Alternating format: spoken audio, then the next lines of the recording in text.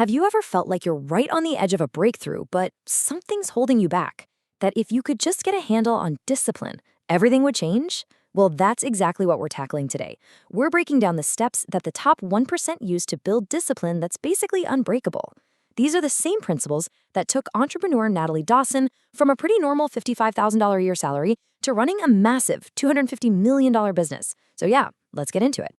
So this whole journey kicks off with a really simple story. Early in her career, Natalie really wanted to look the part, to project this image of success. So for her work trips, she went out and bought a Louis Vuitton duffel bag. But, and this is the important part, the rest of her luggage, her actual carry-on, was just a $69 bag from Costco. She was trying to build this perception that just wasn't her reality. And then, boom, the moment of truth. A senior coworker, someone she really admired, walks past her in the airport and says, "Hey, is your bag from Costco?" He didn't even see the Louis Vuitton, and that one simple question just completely shattered the illusion for her. It was this gut punch that forced her to face the huge gap between who she was pretending to be and who she really was. And honestly, that moment was the spark for everything that happened next. Okay, so this brings us to the very first and probably the most important step, and it's the one that almost everybody gets wrong. Look, we all love making vision boards of our dream life, right? But what if I told you something even more powerful is creating a super clear, super detailed picture of the life you absolutely 100% do not want? This is what she calls your counter vision. This right here is a pretty brutal truth. If you don't have a terrifying counter vision to kind of scare you into action, guess what decides your future?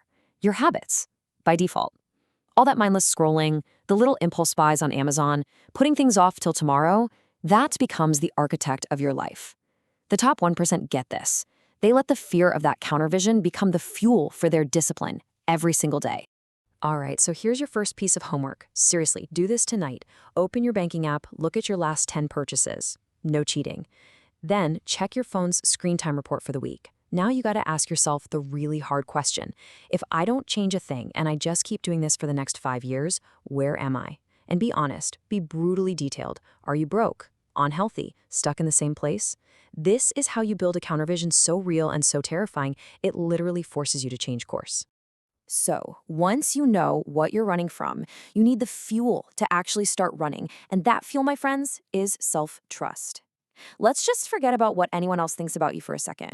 The real question, the one that matters, is do you trust you? When you say you're going to do something, deep down, do you actually believe you'll follow through? This story just illustrates the problem perfectly. At a big conference, the speaker asks a room full of entrepreneurs, "Hey, raise your hand if you believe your product is superior to the competition." Every single hand in the room goes up. Then he asks, "Okay, now keep your hands up if you're actually beating your competition." And poof, only a quarter of the hands stayed up. You see that gap? That massive gap between belief and actual results? That is a self-trust problem. If you don't fully trust yourself to execute, you'll hesitate, you'll play small, and you'll end up losing. So, okay, how do you actually build it? It starts with letting go of the past. It doesn't matter that you messed up last week or even last year. Self-trust isn't built in the past. It's built right now, today. It's about making a tiny promise to yourself, just one, like, I'm going to go for that walk, or I'm going to send that one email, and then actually doing it. Every single promise you keep is another brick in that foundation of unbreakable self-trust. And look, this isn't just some motivational fluff, it is backed by actual data. A study from Stanford found that simply by completing the tasks you set out for yourself, you can boost your self-belief by 25 to 40%. I mean, stop and think about that for a second. Imagine walking into your next big meeting or your next date with 40% more genuine belief in yourself. That changes the game completely. Now, this next idea, it might go against a classic piece of advice you've probably heard a million times. That whole under-promise and over-delivery thing, it's actually a trap. Why? Because it literally trains you to set a low bar for yourself. The truly disciplined approach is to promise exactly what you're going to do with conviction and then go do it. The over-deliver part, that comes later. That's the extra flair, the little bit of magic you add on top. It's not a safety net for weak commitment. And that flows perfectly into our next point.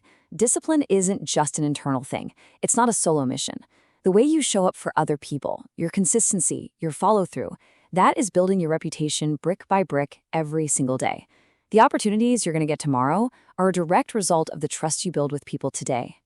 And the impact of this is huge. A Harvard study showed that when your actions consistently line up with your words, the trust that people have in you goes up by a whopping 35%. Just think about what that means for your career or your relationships. Your boss, your clients, your team, they have to trust you to give you bigger projects, better roles, and more responsibility. Consistency is currency. Okay, so here is another direct challenge for you. This week, I want you to pick one relationship. Could be with your boss, a client, a partner, anyone, where you know you could be a little more consistent. And for the next 7 days, just be impeccable with your word to them. If you say you'll send the email, you send it. If you promise a call, you make it. Just watch what happens to that relationship and to your own confidence when you do. So what does this all lead to? Well, your internal self-trust and your external consistency, they combine to produce one thing: results. And at the end of the day, your results are the ultimate report card. They don't lie. So take an honest look at your life right now. Your health, your bank account, your career. Are you where you want to be? If there's a gap between what you want and what you have, that gap is almost always a discipline problem. But let's be real, who actually wants to do the hard, boring work? This is where the magic of rebranding comes in. At a company holiday party, Natalie got up to give a toast. She raised her glass and said, "Here's to making processes sexy." Everyone was kind of looking at her funny, like, what? But she knew that the boring, unsexy work, the stuff no one wants to do, was the absolute key to their growth. I mean, think about it. Things like documenting your work, creating a budget, meal prepping. It's not glamorous, right? Nobody wakes up in the morning fired up to do that stuff. But this is the work that separates the amateurs from the pros. This is what allows a person or a company to actually grow and scale. So by reframing this work, by calling it sexy, you're turning into a secret weapon that nobody else is willing to use. And that changes everything. And again, the science on this is clear. Research shows you are 40% more likely to stick with something difficult when you associate it with positive feelings. Trying to shame or punish yourself into being disciplined might work for a day or two, but it's a terrible long-term strategy. Positive association, that's the fuel that lasts. You have to sell yourself on the process. So a super simple way to do this is to create a reward system. When Natalie was deep in what she called her discipline era, she made a deal with herself. If she got all of her hard, annoying tasks done for the week, she got to go wander the aisles of Target on Sunday morning, guilt-free. See? It doesn't have to be a big thing. Maybe it's watching an episode of your favorite show. Maybe it's 20 minutes of TikTok. Just find one little thing to look forward to and link it to getting the hard work done. And that brings us right here to the final question. The life you want, the business, the relationship, the health, it's all out there. It's available. The path exists. So when you really think about it, are you going to let a lack of discipline, which is really just a simple inability to do the things you know you need to do, be the one thing that stands in your way? Really think about that. The choice is yours.